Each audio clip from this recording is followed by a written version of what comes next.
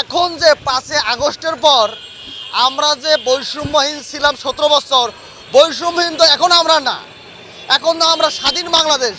যে ছাত্রদের জনতা নিয়ে সবাই মিলে যুদ্ধ করে বাংলাদেশটা আমরা যে স্বৈরাচার পতন করে আমরা গণঅধিকার, মানবাধিকার, গণতন্ত্র ফিরে পেলাম। আমরা কি পেয়েছি?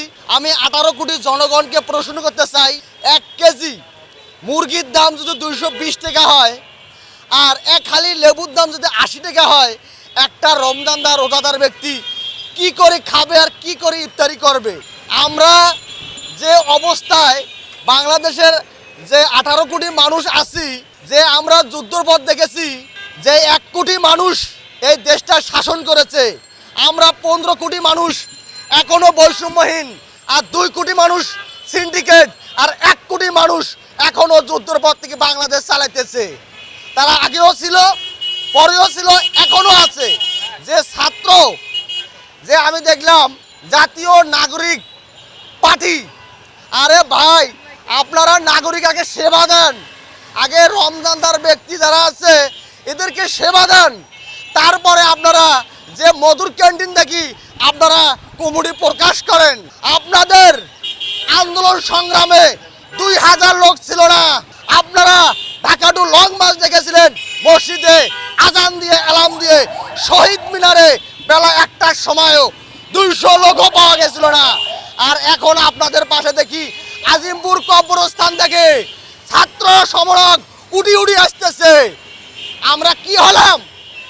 আমরা যে রোজাদার ব্যক্তি 80 টাকা এক হালি লেবুর দাম কিনি, তারা কেমনে ইফতারি করবে?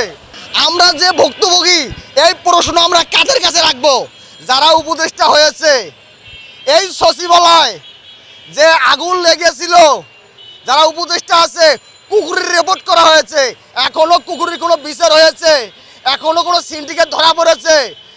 আমার ডাইন পাশে দুর্নীতি দমন কমিশনার যে একটা ছাগল কেনে 15 লক্ষ টাকা দিয়ে এই বাংলাদেশে, আর তাদেরকে এখনো এই 5 আগস্টের পর যারা সচিবালয়, মন্ত্রণালয়, উপদেষ্টা, আইন শৃঙ্খলায় বেতন খাইতেছে, এই জনগণের ব্যাডের টাকা দিয়ে কোনো সুশাসন আমরা পেয়েছি?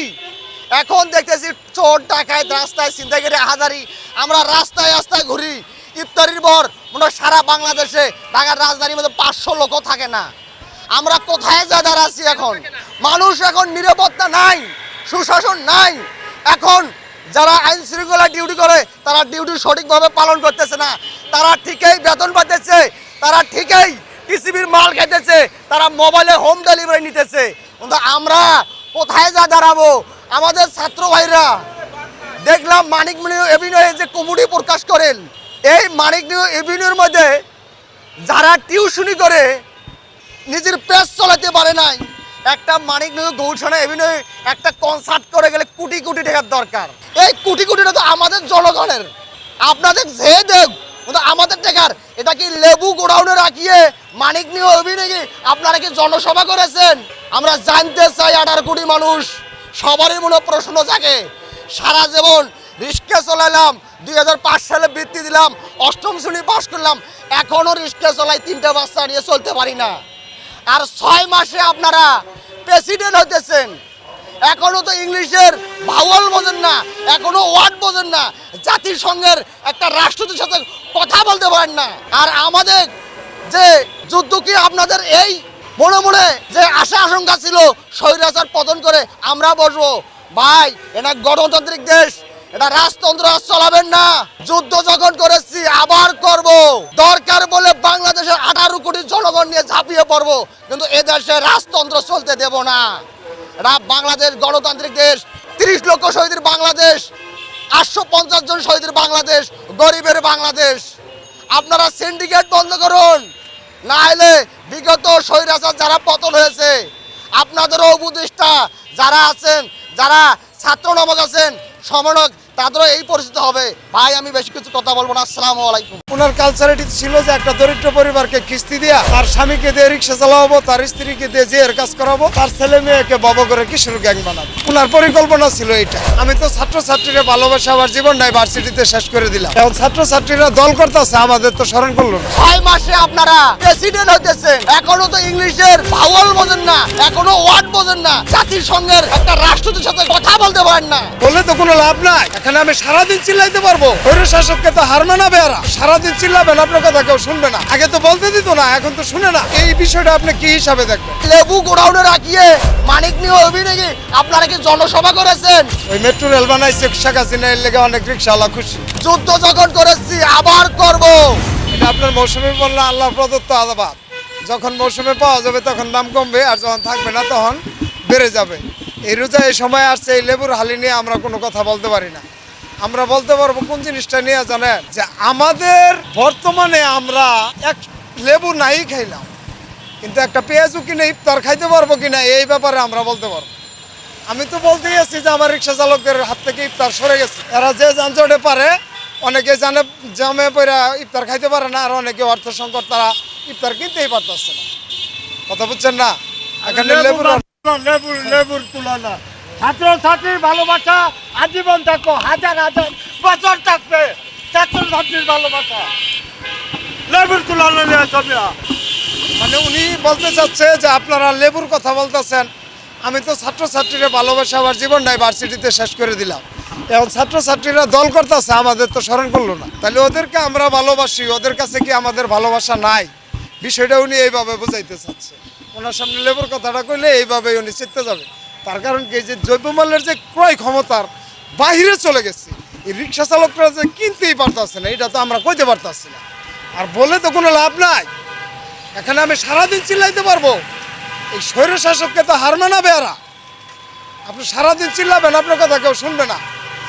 আগে তো বলতে দিত না, এখন তো শুনে না। এই বিষয়টা আপনি কি হিসাবে দেখবেন? দেখুন, আমরা 54 বছরের ভিতরে এমন কোনো কাউকে দেখিনি যে কেউ আমাদের নিয়ে কোনো কথা বলছে। কথা বুঝছে?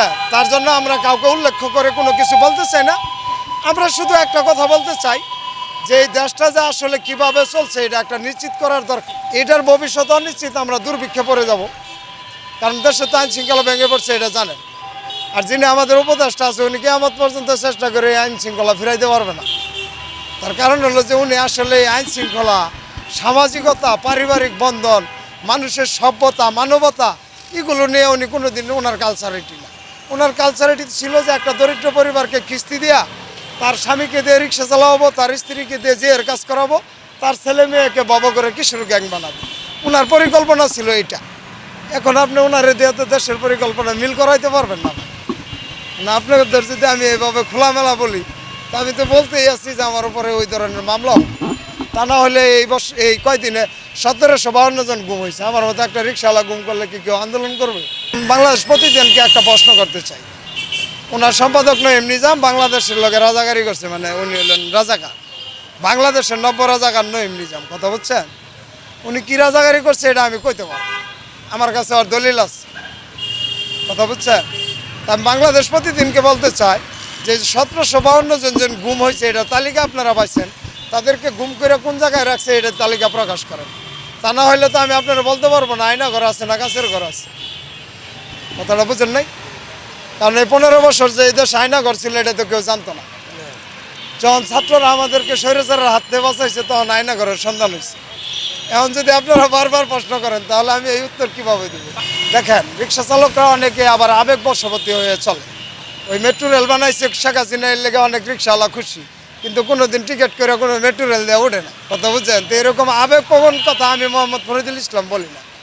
আমি বাস্তবতার সাথে যা বাস্তব তাই বলবো, এর লেগে আমি কোনো ভয় করি না। কথা বুঝছেন? এটা হলো আমার প্রথম প্ল্যাটফর্ম। এখন আপনি ওই যে আয়না ঘর দিয়ে কী করবেন? দেশে আইন শৃঙ্খলার এমন অবনতি হবে যে ঘরে ঘরে অপরাধ সংগঠিত হবে। আমি আপনারা কি বললাম, যেখানে বই বিক্রি কম হয়েছে তার মানে মেধাবী কমে যাবে। এখানে মাদক বিক্রি বেশি, তার মানে মাদক সেবী বেড়ে যাবে। আপনি মিলেন না, মেধাবী আর মাদক এর লগে মিলাচ্ছে না। এগুলো আপনারা যদি না বোঝেন, আমার মতো রিক্সাওয়ালা ওইভাবে বুঝাই দিতে পারবো। ইনশাল্লাহ প্রিয় দেশবাসী, আমি অনেকদিন আপনাদের সামনে আসি না। আজকে ভাইদের মাধ্যমে আমি আবার আপনাদেরকে দেশবাসী, প্রিয় দেশবাসী, আপনাদেরকে রমজানের শুভেচ্ছা জানাই। সবাইকে আগামী শুভেচ্ছা জানিয়ে আজকে এখানে শেষ করছি। আল্লাহ হাফেজ।